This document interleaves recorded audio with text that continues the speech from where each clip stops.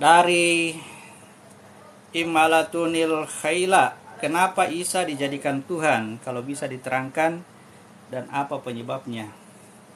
Jadi ada empat potensi yang bisa dijadikan Tuhan oleh manusia, ya, yang bisa dijadikan Tuhan oleh manusia. Hanya kita, ya, selama ini mungkin kita tidak menyadari bahwa salah satu di antara keempat itu, ya, kita sedang mempertuhankannya, ya.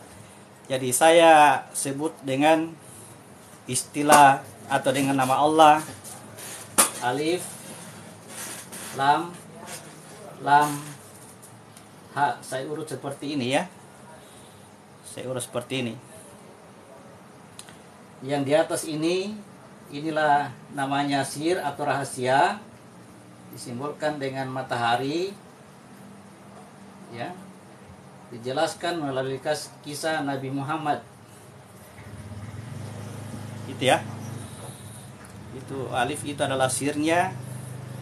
Kalau dalam surat An-Nas itu adalah Robnya manusia. Qul a'udzu bi rabbin nas, itu Robnya manusia. Ya. Sir atau Rob gitu, ya. Sir itu rahasianya disimbolkan dengan matahari, ya. Diceritakan melalui kisah Muhammad. Dia adalah menyatakan akhlakul karimah, ya. Jadi zahirnya ada orang selalu mempertanyakan zahirnya Allah. Ya, zahirnya Allah sudah menunjukkan zahirnya melalui alif lam lam ha. Zahirnya alif ditunjukkan oleh Muhammad. Lam pertama itu adalah kebenaran, ya, dia adalah ruh, ya. Disimbolkan dengan bulan. Matahari dikiaskan melalui kisah Nabi Isa, diceritakan melalui kisah Nabi Isa. Ya, dalam surat An-Nas disebut sebagai Malikin Nas, kekuatannya manusia, ya. Kerajaannya manusia, kemampuannya manusia. Oke. Kemudian yang ketiga itu adalah jiwa, disimbolkan dengan bintang, dikisahkan melalui Nabi Musa, ya, dikisahkan melalui Nabi Musa.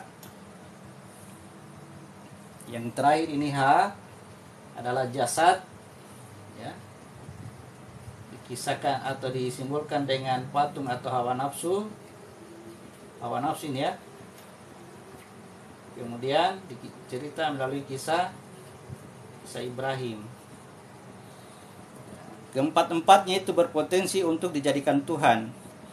Bahkan ketika manusia sudah mulai terlahir sebagai manusia biasa, maka Tuhannya yang pertama itu adalah hawa nafsu atau Tuhan patung, ya. Mempertuhankan patung. Tuhan kita yang pertama, hanya mungkin kita tidak menyadari hal ini, ya. Mempertuhankan patung, kekuatan hawa nafsu yang ada pada diri kita. Kita mengikuti keinginan, itu namanya mempertuhankan hawa nafsu, ya. Nanti setelah berhasil keluar dari ini melalui teknik Nabi Ibrahim dengan menghancurkan patung, kita bisa bertemu bintang atau bertemu jiwa. Ini juga dipertuhankan, ya. Sifat ketuhanannya sama dengan mempertuhankan jin atau mempertuhankan dewa-dewa atau mempertuhankan roh-roh orang yang sebelumnya, orang-orang terdahulu.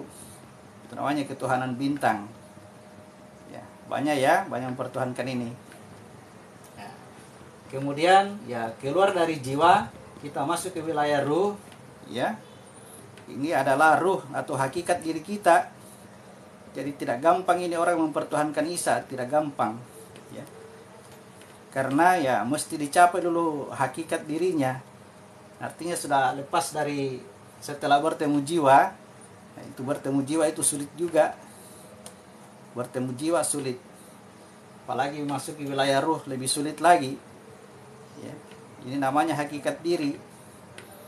Inilah yang, ya, kalau bukan petunjuk ini pasti dipertuhankan. Seandainya bukan petunjuk dari Allah, pasti orang akan tersesat di sini, akan terganjal ke sini.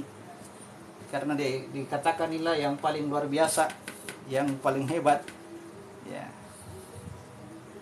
Padahal dalam ceritanya Ibrahim ketika dia melihat bulan itu ya ternyata bulannya juga tenggelam. Nah, lalu kemudian kalau kita mampu menyelesaikan persoalan ruh ini, persoalan hakikat diri ini, ya kita akan mampu masuk pada wilayah rahasia kita, rahasia dari diri kita, namanya sihir, yaitu pada saat tidak dikatakan sebagai sesuatu, disimbolkan dengan matahari, lalu kemudian ya ceritakan gambarannya itu seperti Muhammad, itulah wujudnya, ya.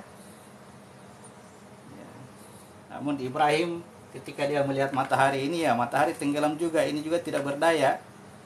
Jadi tenggelamnya matahari artinya aku tadi rahasia itu kembali ke nafsun wahidah, asal penciptanya, dan aku itu tidak ada.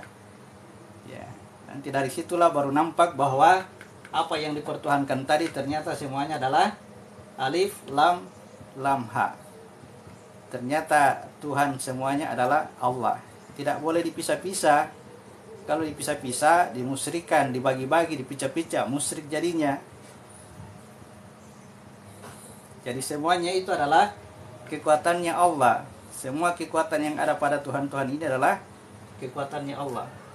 Kita tambah dulu ini surat 34 ayat 22.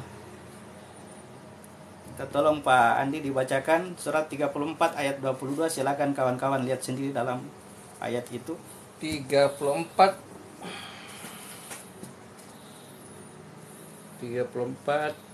ayat 22. Sabah 22.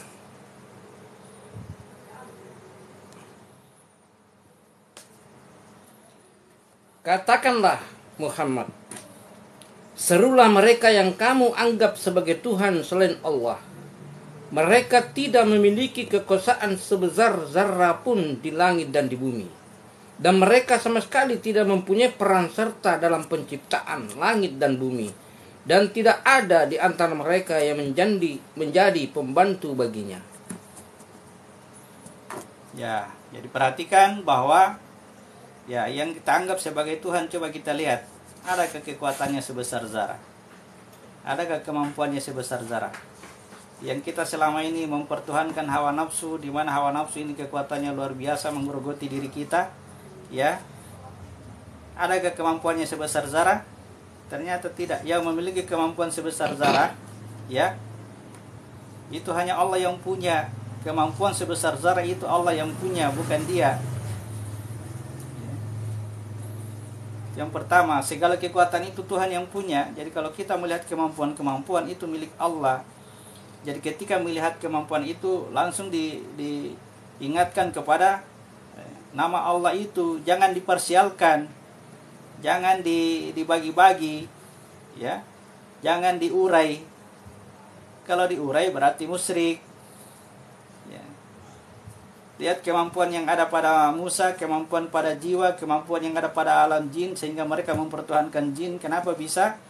Karena mereka memiliki kemampuan. Ingat, sebesar zarah kemampuan mereka itu tidak ada. Yang ada itu milik Allah. Maka jangan mempertuhankan jin, karena jin itu parsial. Ya, kita bagi-bagi lagi Allah. Ya, demikian pula dengan apa yang terjadi pada ruh.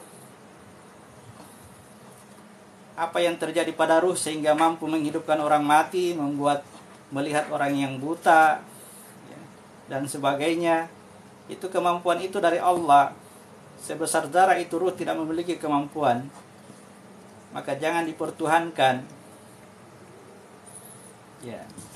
Jadi apapun yang kita lihat dari pekerjaan, ya, rahasia ruh, jiwa, jasad ini, apapun yang kita lihat kemampuan yang muncul dari keempatnya ini, maka pandanglah secara keseluruhan, ya, dia adalah alif lam lam ha, ya, dia adalah alif lam lam ha, ya.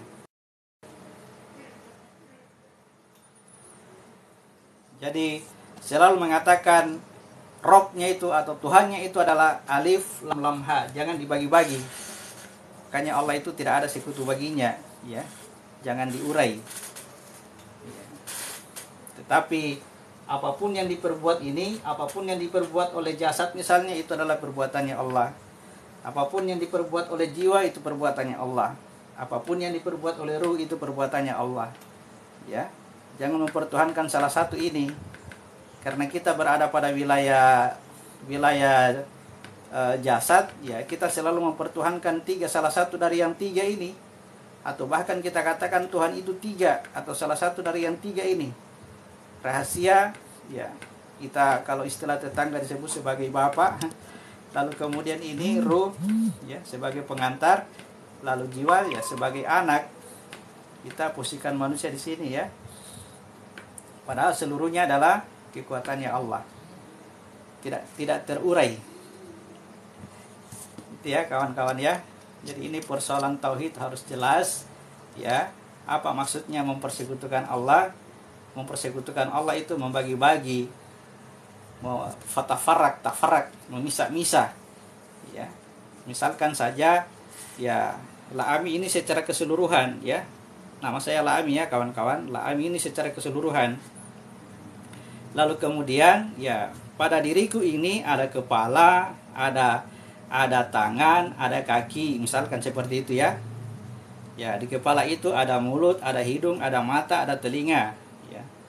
Lalu kemudian ketika mulut itu berbicara, ya maka katakan bahwa La'ami yang berbicara meskipun mulut. Ya. Jadi jangan sebut La'ami itu adalah mulut, bukan.